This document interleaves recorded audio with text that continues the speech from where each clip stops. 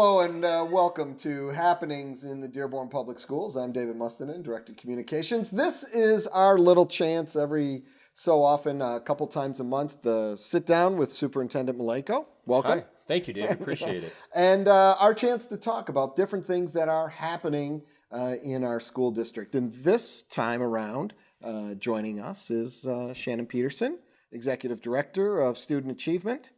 And I know we have a topic that we need to talk about today. I know we're going to talk about choices because that's important for our students. But you know, in the communications office, we get a lot of questions that come in our way. And I got to tell you, Dr. Maleyko, a question that's been coming in a lot, burning question from a lot of the people who've been emailing and things like that. They've been saying, you know, so what does Dr. Maleyko think about the Red Wings this year? How does he think they're going to finish? The important question. Are they going to make the playoffs again for the 26th straight year, or what? So what are your thoughts? Yeah, I think it looks good. I really like. I'm not saying they're going to be a Stanley Cup run this year, but I do like overall. They're right in the middle of the pack a little bit on the winning record, and I think they got the new coach. I'm happy with the new coach, and I think they got some youth and goaltending. They got two good goaltenders, and so I do feel good about it overall. My prediction is, and I don't want to jinx them. I'm be careful, but as far as playoffs, I'm not going to say it either way, but I do like their chances. All right. I don't want to jinx things. Hockey players are very superstitious. So. All right. So here you have it right there. It's November. So there you have it right there. The official word from I like their chances. From the superintendent. He likes their chances. Okay. Very non-committal. Okay. What did they say? Like a politician, right? That's right. Although I'm not a politician. Let me make that clear. All right. Well, we do have some school topics to talk about today. And, really, this is something that is relatively new in education, and I mean that by saying over the last 10, 20 years, is that there are a lot of choices out there for parents. They can homeschool their kids. There's private schools. There's parochial schools. There's new online schools, which is very new. And, of course, public school, which still continues to educate the majority of kids in our country and does an outstanding job. But with all those choices, for parents to have, we as a public school district, we have to be able to compete with those choices. And I'd say in Dearborn, bring it on. We've got it. We've got those things. We've got those choices. And so let's talk a little bit about that today. Sure, and I think this connects to the last time we were on the show where we talked about a feeder track model and how we talked about a P12 model. But honestly, it's actually beyond that. It's a P14 and beyond that even. You could maybe say a P18, preschool to 8th. When we say P, I mean preschool. And I think that's where some of our partnerships with the college come in because it is so important for our students to not only graduate. I mean, in my goals, we talk about graduation, but in my goals for the board, for the public, is really about what we're going to provide post-secondary. And it is so important in today's day and age that students do get education beyond high school. Because in order to earn a good income, to be part of the middle class, you need to have an education. Now, whether or not that's a skilled trade, a 2 years associate degree, a 4-year college plan, maybe go on later on to the medical doctor. There are a lot of options out there. And I know, the governor has even been pushing a lot of the early college as far as the skilled trades in different areas throughout the state. Right. I do pride ourselves. I think we have been a leader. And I will say, I will give some of that. I'll give a lot of that credit to my predecessor to the Board of Education, Mr. Whiston, who's now up in Lansing and promoting that as state superintendent. So at the same token, that's why we've got Shannon Peterson here as well, and she's someone that's really taken the lead on looking at how we partner with the colleges. So I'd like to send the message out to the parents that it is so critical for students to think about their futures beyond even high school. And where does that start? It really does start at a younger age. And why does it start in the middle school? Because it starts at reading levels, mathematics, all the skills that you need. So when you get there, they're in a position where they can be successful beyond high school. I think that's important. That's a very important point is kids don't have to decide in 5th or 6th grade what they want to be in life, but they should be thinking in 5th or 6th grade, you know what, I need something beyond high school, whether it be college or, like you said, a skilled trade school or technical school or whatever. They, as early as that age, they've got to be thinking that it doesn't end at high school, that it goes on further. Don't have to make that career choice right then and there. Actually, we don't want them to explore, but be thinking that way. Have it in your mind. That's Absolutely. the mindset. Definitely. So we have lots of options for the secondary students, especially high school. Okay. Our students are able to take advanced classes in high school. They're allowed to take AP classes in high school. They are allowed to take college classes in high school. 11th and 12th graders can take dual enrollment classes and get high school and college credit at the same time. And dual enrollment classes are paid for by the district. Now there are some eligibility requirements and some stipulations on that, so they have to work with their counselor. We also have the Henry Ford Early College. So for students that maybe a four-year college really isn't where they're headed and they want to get a career certificate or an associate's degree, they can get their high school diploma and an associate's degree in 5 years, and the district pays for it. So they start in 9, they end in 13, 5 years, walk out. I've got my high school diploma, I've got my 2-year degree, so I'm actually a year ahead. Right. Now, some students leave only with a career certificate, a career-ready certificate, but they're still ahead. They're still ahead. And then we have the Henry Ford Collegiate Academy, where students can take college courses as well, but they stay in their home high school for a good portion of the day for 9th grade and 10th grade, and then in 11th and 12th they start to take college classes. In the year 13, they take college classes and end up with not only a high school diploma, but an associate's degree. And those students can transfer to a 4-year university quite easily and still be eligible for scholarships and financial aid. Now that program is a little bit newer. Now the Henry Ford Early College program, that one's been around in our district for a while, right? That one's been around for 6-7 years. We've had students graduate from that program Yes, already. one of them, the healthcare systems. We have a brand new early college starting this year. Another choice. For advanced manufacturing.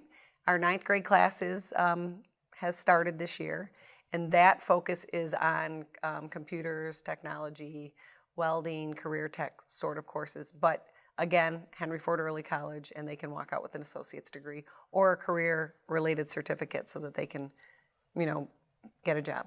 I'd say too, just to comment too, that those are close partnerships, with Dr. Jensen and his group at the Henry Ford College, and then also Henry Ford Hospital. So the medical, the new manufacturing that Ms. Peterson has been directly involved in working with the principal of the early college, Mr. Fadlola, Majid Fadlola, who they take classes right on campus, is also a partnership with Ford Motor Company.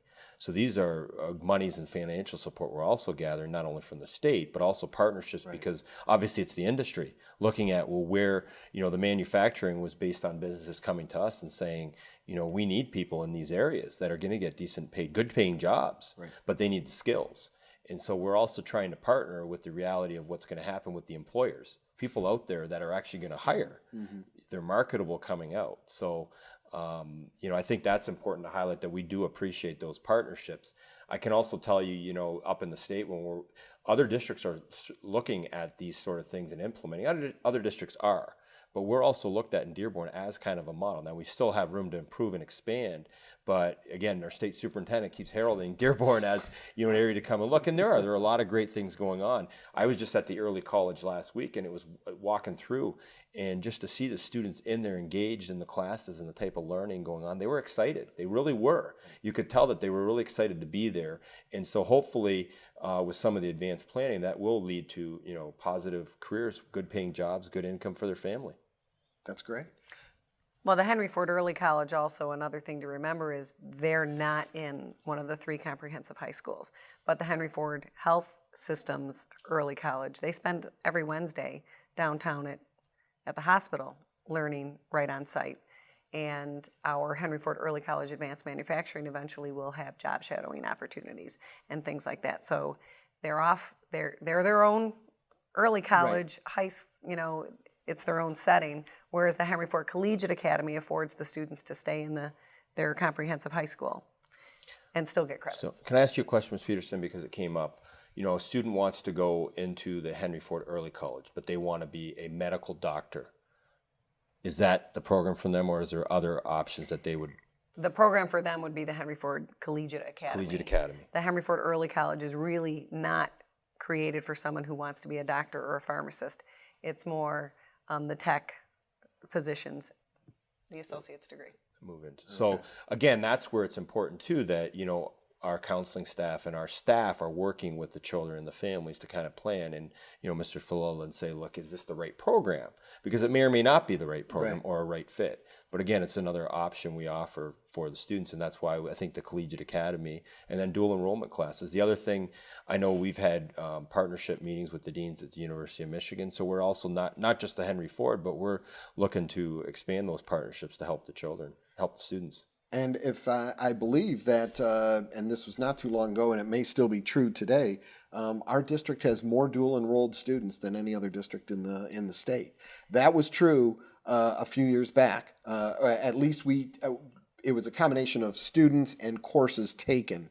Were more dual enrolled courses taken by Dearborn students than any other district in the state. So I mean that says a lot about the caliber of our students and where they're headed and the options that we're able to afford them. So we've got the dual enrollment, we've got the advanced placement, we've got the Collegiate Academy, and we've got the 2 Henry Ford early college programs.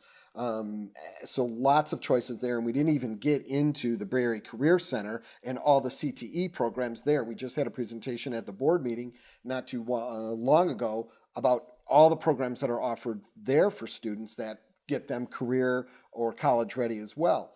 So there's a lot there at that level. What if we jump back a little bit and get down to that middle school level? Are there some options there for our middle school students as well?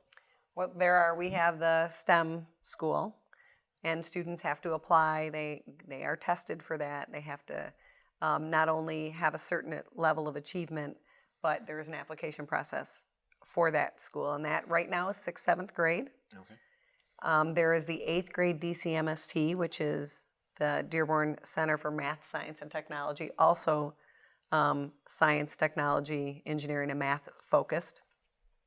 And that is a half-day program at the Dearborn Heights campus and a half-day in their middle school. And of course, that also goes into a DCMST high school component, which is half-day at the Center for Math, Science, and Technology and a half-day in their home high school. But also in middle school, students have a chance to take advanced math. They do have to qualify with test scores. And an 8th grader, if they take Algebra 1, if they qualify and take Algebra 1, pass the class and pass the end of the year final exam, that's high school credit for them. Yep. And we also have world language, so students can take, depending on the language that their school offers, Spanish or French or Arabic for the full year in 8th grade, and pass it, take that final, pass it, and have world language credit. So they can actually start high school with a couple of high school credits. Nice. It's a nice package. Yeah. And I would say too that some of it, which we talk about the feeder model of starting at elementary. We're looking at things like project-based learning and even putting STEM into earlier school, like elementary. Salina Elementary preschool through 3rd grade is starting a STEM program, and it's about project. Well, what is project-based learning? That's about real-world solving problems, higher-level critical thinking. Those are the skills employers want. So as they're going into post-secondary, these are the problems and getting involved. I also see when I walk into a school that's implementing a project-based learning or something aligned with like a STEM model, the students are engaged. They're excited about being involved, and they're really developing life skills. It's much more effective than just traditional formats of, lecturing type instruction where, the teacher's delivering instruction. We really want the teacher to be a facilitator. Now, there's always a place at times for a lecture. Okay, we're not saying no to that. But for the most part, we want, as educators now, we're in 2015, it really should be about facilitation, because the reality is in the job world, you're working in groups and with teams and you're solving problems. Right. And those are the skills employers are looking for. I think too, I guess we said a lot of things here, and it can be really confusing. All these options, and well, what do you do? Out there, right? And some things aren't for some students. So I think it is important to talk to the school officials and to really develop a plan earlier on. The other thing I would just mention is just because someone decides they want to go into one of these areas in 9th or 10th grade, it doesn't mean that they have to be in that track. People are going to change, we understand that. But we do think that it's important that they start guiding into a certain area. I can say for myself as an example, I didn't think I was going to go into education. My first year college, I actually changed my mind from I was going to head to law school, and I changed over to, but I still had a career path of an area that I was going into, and I had direction within that. And so I do think that's important, but it still doesn't mean, because I've talked to parents too. I had even one that approached me the other day. Well, there's too many options, there's too many things, and it can be. So that's where though we need to do a good job of trying to support students and what options are there and what might be a right fit. Sure. For the children. And in middle school, I would really ask parents to speak to the counselor early on. 6th grade is the year that they will take the math test to see if they qualify for accelerated math in 7th grade. So reading and math scores, because most math tests are 40% reading and math scores matter. You want to make sure that your child is reading at grade level early on. So the more you can do to help support the school in improving their skills, the higher achievement they have, the more options there are for them later on. Great. That's exciting. There really is a lot of exciting things. I mean, we're talked about a lot of different programs for our students, a lot of different options for our students, but getting them in tune to these options at an early age when they're in middle school, having parents ask those questions of our counselors and of school staff so that we can start guiding the students early on about which direction might best fit them as they move through middle and high school. So any other? Well, I just say too, even the business community has recognized our model, and they actually recognized through the Chamber of Commerce, and we won a business award a couple of years ago for this model. So, I mean, they're on board, and so that just shows that we're into an innovation. We want to think differently. We want to do things that are going to meet the needs of the students and the skills they need to be successful beyond, not only beyond preschool through 12th grade, but even college and university, and to be successful in life. So that's what we're all about. We're all about the students, and we, again, we're appreciative for the support of the community, the teachers, the great teachers we have here, the Board of Education, and just working to allow these options for our children. And I also know that, the legislatures and some of the officials have been supportive of allowing these things. So we'd encourage them to support things that allow us to get funding to be able to implement these sort of quality and programs for our students. Great. Outstanding. Okay.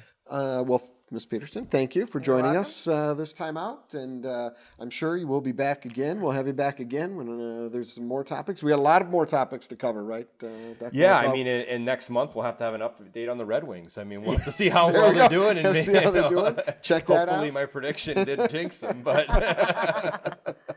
Oh, that's good. We can always do that as well. And also exciting this year because you talked about the Collegiate Academy, but we'll be graduating our first class in June from the Collegiate Academy. So that's exciting. First group of students with an associate's degree. Great. That's great. That's good stuff. All right. Well, thank you both. Thank you. Thank you. All right. Appreciate it. Well, we want to thank everybody for taking a few minutes to join us, and obviously thank all the crew here at Dearborn High for all of their technical assistance in making this happen. And we love looking at the big wall here at Dearborn High.